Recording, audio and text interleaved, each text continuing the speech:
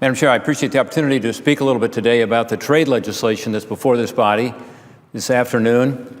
As we have talked about over the last week, as I've come to the floor, I do think we ought to be expanding exports in this country because it's good for jobs. And I think trade opening agreements can be very good for the workers and farmers, people that provide services who I represent in the state of Ohio. We need those jobs. You know, half of our 60% actually of our soybean crop is exported in Ohio, our biggest agricultural product. 1 of every 3 acres is planted for export now. For our farmers, those overseas markets are really important. Of course we want to expand them. For our industrial workers, about 25% of our factory jobs in Ohio are now trade jobs, export jobs. We want to expand them. And for 7 years, we haven't had the ability to open up new markets by knocking down barriers overseas. So that's a good thing. And we should all be for that. Everyone should be for that. But the question is, as we knock down barriers overseas, are the other countries playing by the rules? And if not, then it's not fair to our workers, our farmers, our service providers. In Ohio, a lot of companies have become more productive. They've worked on productivity, they've worked on efficiency.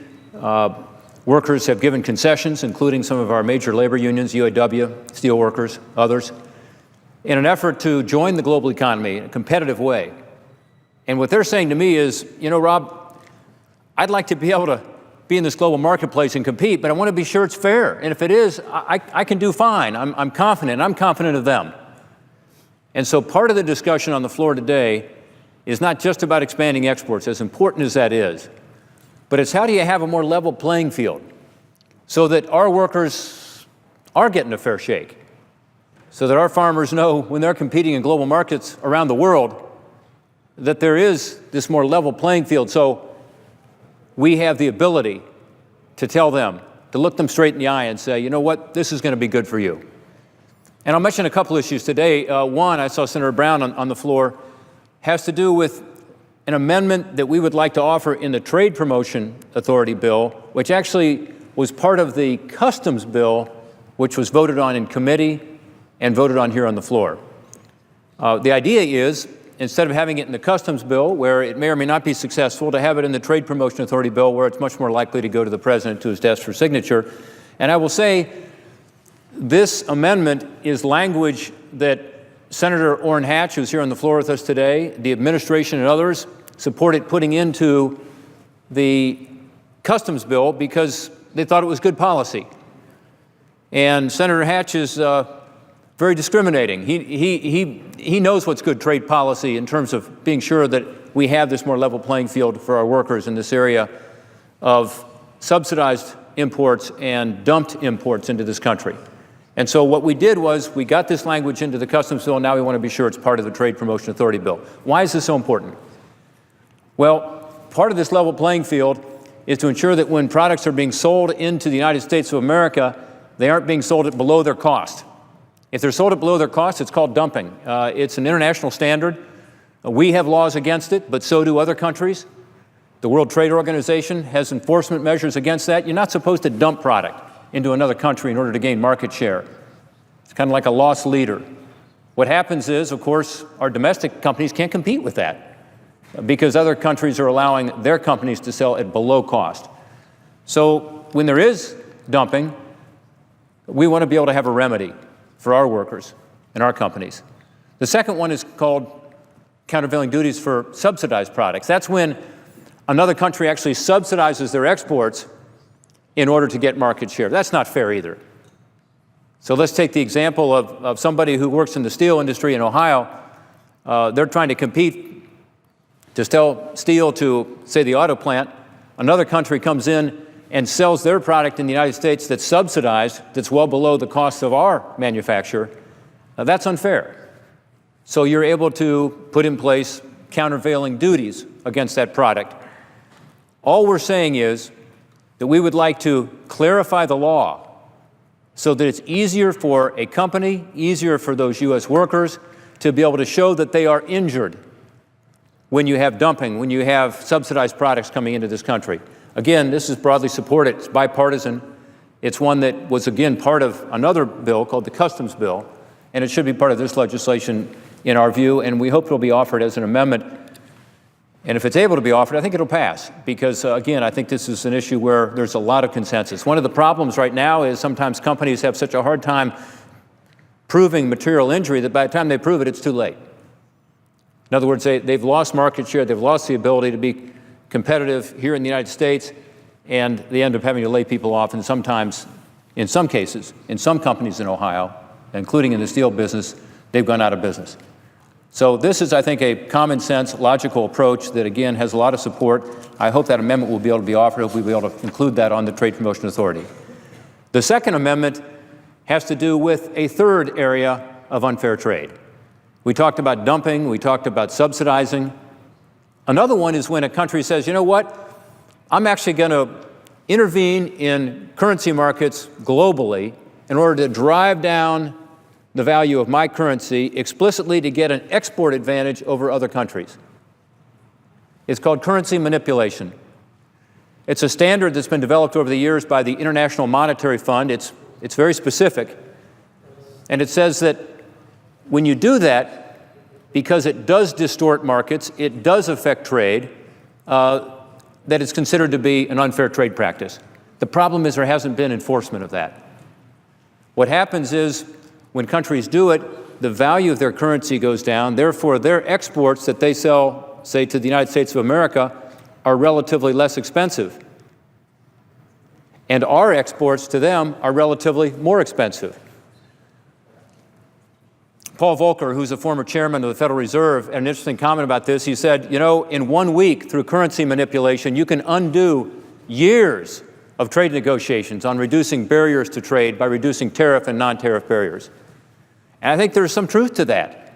It can happen relatively quickly. I've walked on a shop floor in my home state of Ohio, the company that makes steel pins. And these are very important steel pins because they hold up speakers at, big concert halls. They have to be strong and they have to be precisely drilled and made. And they brought some of that work back from China. God bless them. And I'm walking the shop floor and I'm talking about how they've got these new machines, they've taken their workers through new training, they've done everything to be more efficient and more productive, but they tell me, Rob, unfortunately we're going to lose some of this business now because of currency manipulation. We just can't compete. So despite everything they were doing right and the concessions some of their workers were making in order to be more competitive, they couldn't compete if there was currency manipulation. Everybody believes currency manipulation is a bad thing. The WTO does, which is called the World Trade Organization. And they have standards.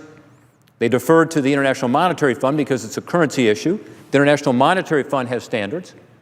And those standards are such that if you look at our legislation, we pick up the standards from the International Monetary Fund. So we say, and I quote, with respect to unfair currency exchange practices which target protracted large-scale intervention in one direction in the exchange markets by a party to a trade agreement to gain an unfair competitive advantage in trade over other parties. So it's very specific. It's consistent with the IMF and WTO standards, but the amendment goes even further to ensure that that's what we're talking about by saying that whatever we do has to be consistent with existing principles and agreements of the International Monetary Fund and the World Trade Organization. So it's a targeted approach to currency manipulation. By the way, some have said, well, what about QE 1, 2, 3? What about monetary policy? That's not covered. Because the way we define this is, again, the IMF definition of protracted large-scale interventions in one direction in the exchange markets by a party to a trade agreement to gain an unfair competitive advantage in trade. That's not why we did QE 2. We did it to stimulate our economy. We can argue about the merits or demerits of that monetary policy, but it does not fit into that definition. Because concerns were raised about, well, maybe it could be. As we filed this amendment here this week, we added something else to the amendment. It's a very short amendment. I encourage you to read it, H.R. 1314. And it says, nothing in the previous sentence shall be construed to restrict the exercise of domestic monetary policy, period. So you may hear the debate on the floor, well, gosh, I'm worried this is going to come back against us. It can't.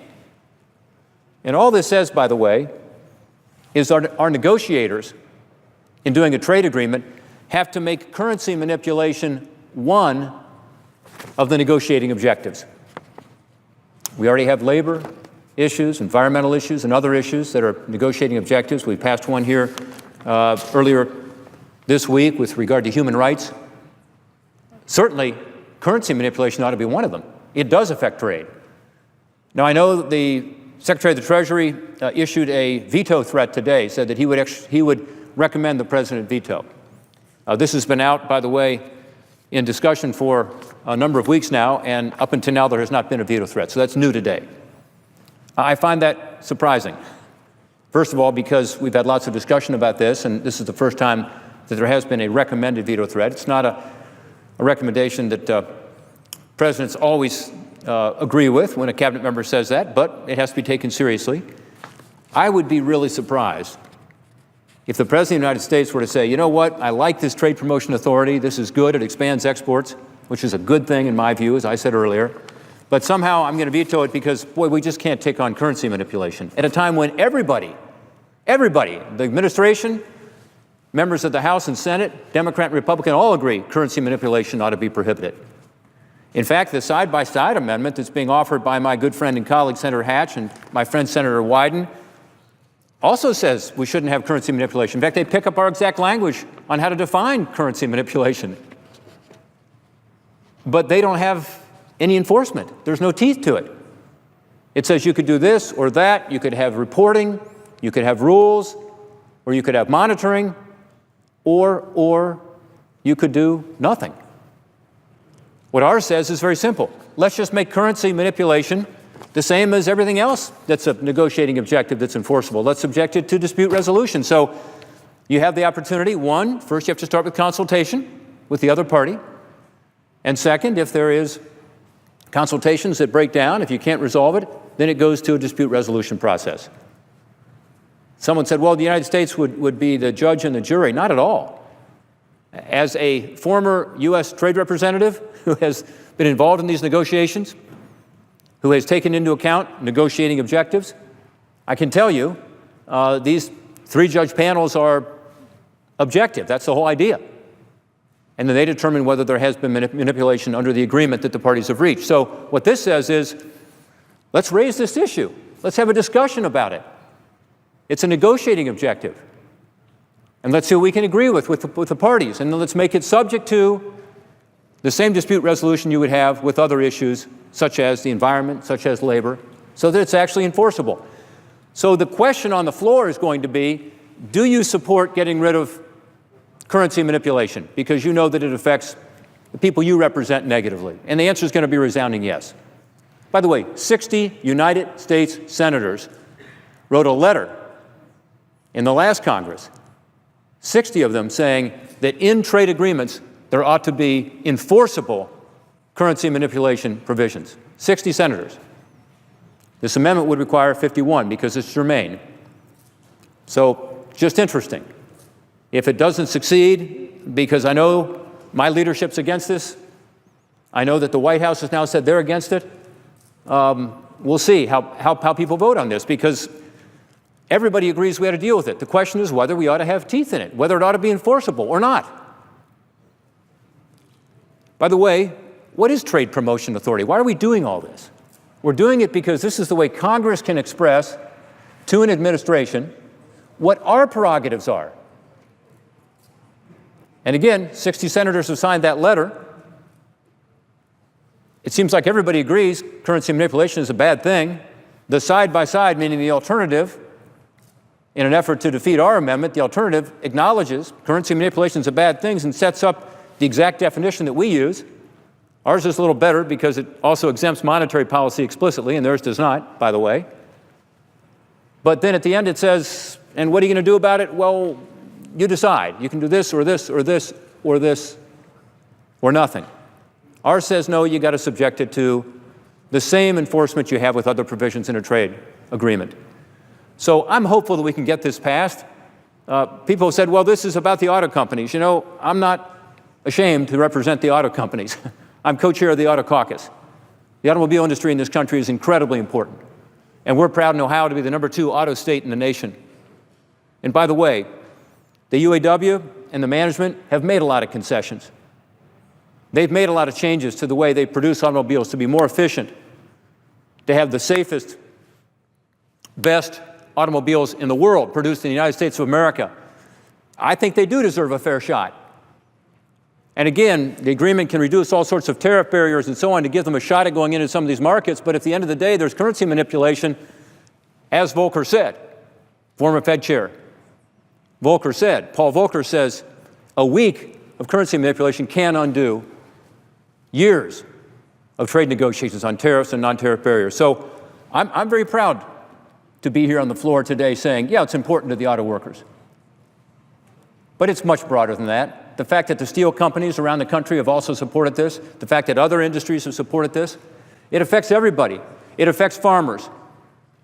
If we're selling 60% of our soybean crop overseas and they have currency manipulation making our product more expensive, that's bad for our farmers.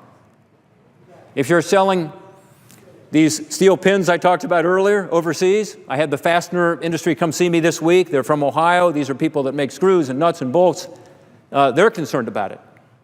So it's not one narrow group. It's anybody who is involved in international trade and understands the need for us not to allow this to happen. Others have said, well, this is a poison pill. I view it more as a vitamin than a poison pill because I think it strengthens the underlying law. I think it makes more likely we can get a consensus for trade going forward, including in the House of Representatives, where people want to vote for trade promotion authority. They want to expand exports, but they want to be sure it's fair. They want to be sure that their workers and their farmers get a fair shake. So I know the president has said he doesn't like it much, but the president in the past has spoken articulately and vociferously against currency manipulation. His statements have been very clear. He not only thinks it's wrong, he thinks it must be enforced.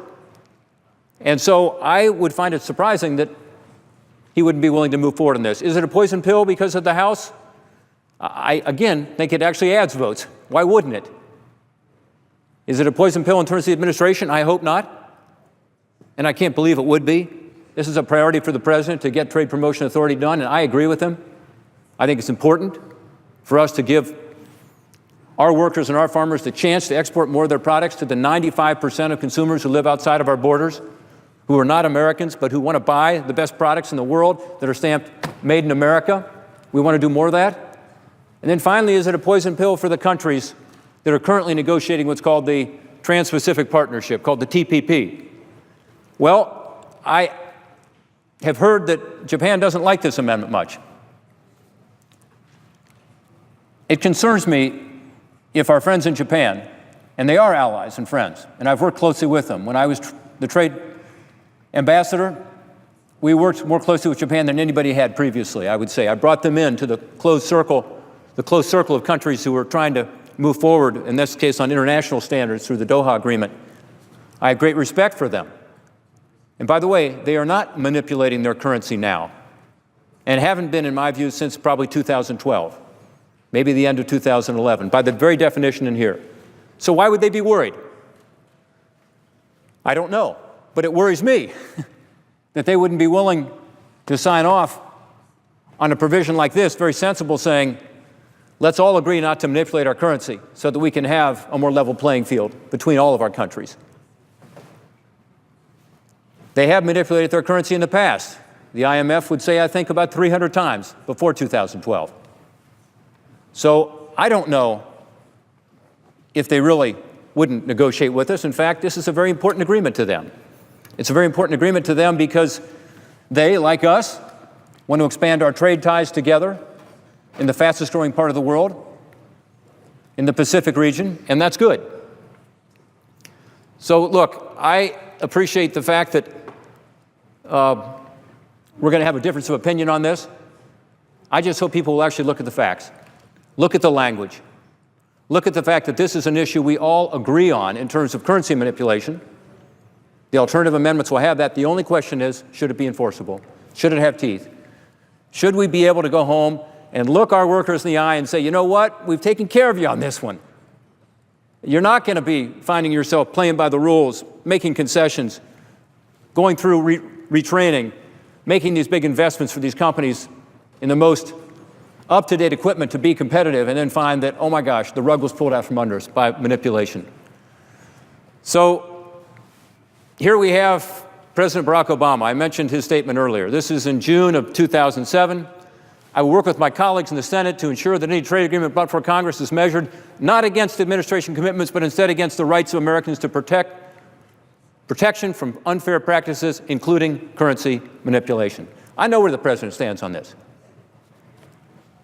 He, like me, like other senators in this chamber, want to be sure that we do deal with currency manipulation. In this case, he's saying, with regard specifically to trade agreements brought before this Congress, that's what TPA is all about.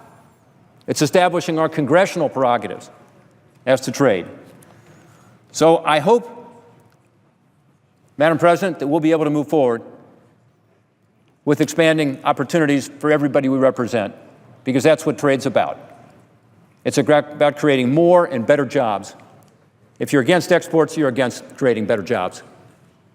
Trade jobs pay, they say, on average 13 to 18% more. Why? Because they tend to be jobs in the manufacturing sector, in the technology sector. They tend to be good jobs that we want more of in my state of Ohio. Our farmers want more exports. It's good for their prices. And you know what? They all deserve to have these markets overseas because they're working hard to create the best products in the world. All they want is a level playing field to be able to ensure that they have the opportunity to send those products overseas to the 95% of consumers outside of our borders. If we do that, and at the same time ensure that it's fair,